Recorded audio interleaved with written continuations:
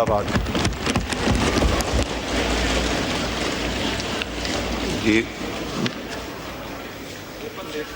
Minister Finance and Revenue,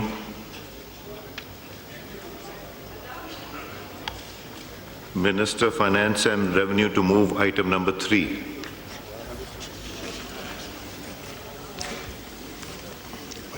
Mr. Speaker, I, Senator Mohammad Aurangzeb, lay before یہ ایک مشکل اور کٹھن سفر تھا جسے ہم نے قومی جذبے اور ہماری قیادت کی قوت ارادی اور دور اندیشی سے طے کیا۔ جناب اسپیکر، میں یہ بھی واضح کرنا چاہتا ہوں کہ استحکام کبھی بھی ہماری منزل نہیں تھی، یہ ہمارے سفر کا آغاز تھا۔ ہمارا یہ سفر نئے یقین اور ولولے کے ساتھ جاری ہے۔ مجھے یقین ہے کہ آج کے بجٹ اقدامات اس سفر کو مزید تقویت دیں گے and they will move towards sustainable growth۔ جناب اسپیکر، ترقی کا مطلب صرف اعداد و شمار کا بڑھانا نہیں ہے۔ ترقی کا اصل مطلب وہ ہے جو ہر گھر کے دسترخوان تک، ہر کسان کے کھیت تک، ہر کاروبار کے کاؤنٹر تک اور ہر نوجوان کے روزگار تک پہنچے۔ اسی لیے اس حکومت کا عزم صرف ترقی نہیں بلکہ ایک وسیع البنیاد، پائیدار اور منصفانہ ترقی کا حصول ہے جس کے ثمرات ملک کے ہر علاقے اور ہر طبقے تک یکساں طور پر پہنچے۔ یہ بجٹ اسی جامع ترقی کے حصول کی جانب ایک سنجیدہ قدم ہے۔ جناب اسپیکر، میں آخر میں اس ایوان کے فلور سے وزیر اعظم میاں محمد شہباز شریف صاحب کی قیادت کو سراہنا چاہتا ہوں، جن کی سرپرستی، ذاتی لگن اور رہنمائی میں ہم نے معاشی استحکام کا سفر طے کیا۔ میں ہماری عسکری قیادت بالخصوص فیلڈ مارشل سید آصم منیر صاحب کا بھی شکریہ ادا کرتا ہوں، جن کی قیادت نے دفاع وطن کو ناقابل تسخیر بنایا۔ میں اپنے سارے جو کیبنٹ کولیگز ہیں، ڈی پی ایم ہیں، ان کا شکریہ ادا کرنا چاہتا ہوں۔ اس کے and then I would also say کہ جو ہمارے کولیشن پارٹنرز ہیں ان کا میں بہت ممنون ہوں، جن کی حمایت ہمیں ہر مشکل موقع پر حاصل رہی۔ میں اپوزیشن کے معزز اراکین جو اس وقت موجود ہیں پر ان کا بھی شکر گزار ہوں، جن کی مکثرانہ تنقید نے ہمیں مزید محنت کا جذبہ عطا کیا۔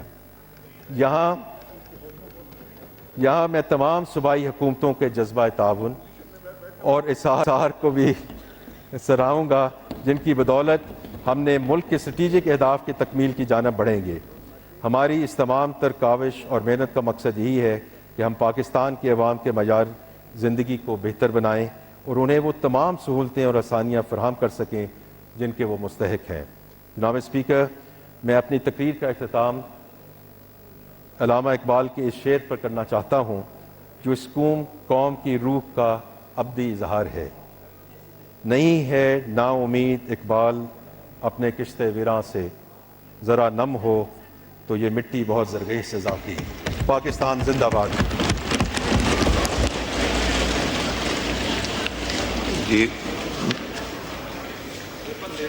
Minister Finance and Revenue,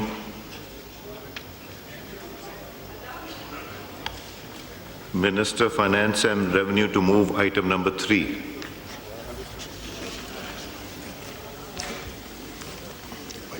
Mr. Speaker, I, Senator Mohammad Aurangzeb, lay before I beg to lay before the ناظرین، مناظر آپ ملاحظہ کر رہے ہیں، بجٹ پیش کر دیا گیا۔ وفاقی وزیر خزانہ محمد اورنگزیب کی جانب سے بجٹ پیش کیا گیا۔ صنعت اور تجارت کے لیے 6.6 ارب روپے مختص کیے گئے ہیں اور ان کی جانب سے یہ بھی بتایا گیا کہ صحت کے منصوبوں کے لیے 25.1 ارب روپے مختص کیے گئے ہیں۔ بڑی کمپنیز کا ری فائننسنگ کا رسک جو ہے وہ ختم ہوا ہے۔ اس کے ساتھ ساتھ کراچی میں پانی کے منصوبوں کے لیے 10 ارب روپے رکھے گئے ہیں۔ وفاقی بجٹ کا حجم 25,164 ارب سے زائد مختص کیا گیا ہے۔ یونیورسٹیز کے لیے 34.9 ارب روپے مختص کیے گئے ہیں۔ اس کے ساتھ ساتھ ان کی جانب سے یہ بھی بتایا گیا کہ سرکاری ملازمین کے لیے اچھی بات یہ ہے کہ ان کی تنخواہوں میں 7% کا اضافہ کیا گیا ہے۔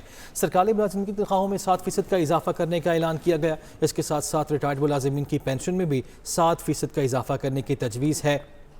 اور کم سے کم ماہانہ تنخواہ میں 10% اضافہ کرنے کی تجویز بھی ہے۔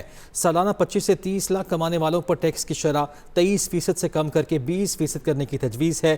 30 سے 32 لاکھ سالانہ آمدن والوں کے لیے ٹیکس کی شرح 25% کرنے کی بھی تجویز۔ 32 سے 41 لاکھ روپے سالانہ آمدن والوں کے لیے ٹیکس شرح 30% سے کم کر کے 25% کرنے کی تجویز ہے، جبکہ 41 سے 56 لاکھ روپے آمدن والوں کے لیے ٹیکس شرح 35 سے کم کر کے 29% کرنے کی بھی تجویز پیش کی گئی اس بجٹ کے دوران۔ اور آزاد کشمیر کے لیے 45 ارب، گلگت بلتستان کے لیے 44 ارب اور کے پی کے ضم شدہ اضلاع کے لیے 56 ارب روپے مختص کیے گئے ہیں۔ آزاد اور جی بی میں 8 ہائیڈل پاور منصوبوں کے لیے 13.1 ارب روپے کی رقم مختص کی گئی ہے، جبکہ دانش اسکولز کے لیے تقریباً 22 ارب روپے مختص کیے گئے ہیں۔ وفاقی وزیر خزانہ بجٹ پیش کر رہے تھے، ان کی جانب سے یہ بھی کہا گیا کہ الیکٹرک موٹر سائیکل رکشوں، گاڑیوں اور بسوں پر رعایتی نظام اگلے سال بھی برقرار رہے گا۔ الیکٹرک ٹرکس پر بھی 1% سیل ٹیکس سہولت فراہم کرنے کی تجویز ہے۔ خام مال اور متعلقہ اشیاء پر اضافی کسٹمز ڈیوٹی اور ریگولر ڈیوٹی میں نمایاں کمی کی گئی ہے۔ جی بالکل، بزنس کلاس میں غیر ملکی سفر پر عائد فیڈرل ایکسائز ڈیوٹی ختم کرنے کی تجویز دی گئی ہے، جبکہ درآمد کی جانے والی 2000 سی سی سے بڑی گاڑیوں اور 3000 سی سی تک S U V federal excise duty عائد کی گئی ہے۔ 3000 سی سی گاڑیوں تک عائد ڈیوٹی بڑھا دی گئی ہے۔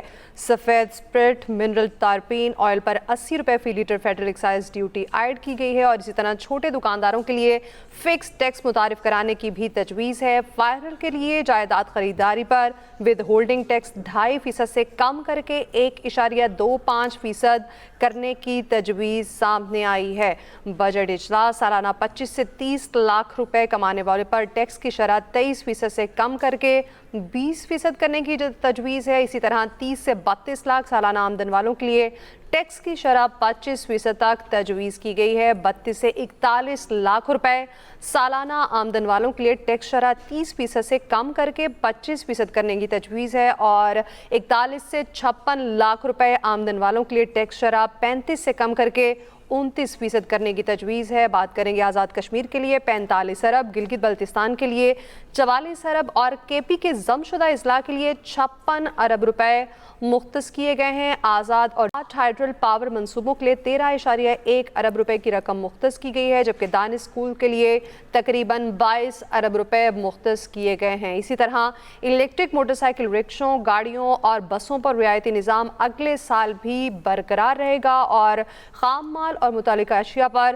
اضافی کسٹمز ڈیوٹی اور ریگولر ڈیوٹی میں نمایاں کمی بھی کی گئی ہے۔ بزنس کلاس میں غیر ملکی سفر پر عائد فیڈرل ایکسائز ڈیوٹی ختم کرنے کی تجویز ہے۔ سرکاری ملازمین کی تنخواہوں میں 7% اضافہ کرنے کی تجویز بھی سامنے آئی۔ اس کے ساتھ ساتھ سالانہ 25 سے 30 لاکھ روپے کمانے والوں پر ٹیکس کی شرح 23% سے کم کر کے 20% کرنے کی تجویز سامنے آئی ہے، اور کم سے کم ماہانہ تنخواہ میں 10% اضافہ کرنے کی تجویز بھی سامنے آئی ہے۔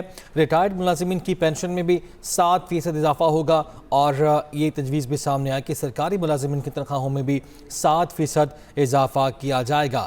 آزاد کشمیر کے لیے 45 ارب، گلگت بلتستان کے لیے 44 ارب اور کے پی کے ضم شدہ اضلاع کے لیے 56 ارب روپے مختص کیے گئے ہیں، جبکہ آزاد کشمیر اور جی بی میں 8 ہائیڈل پاور منصوبوں کے لیے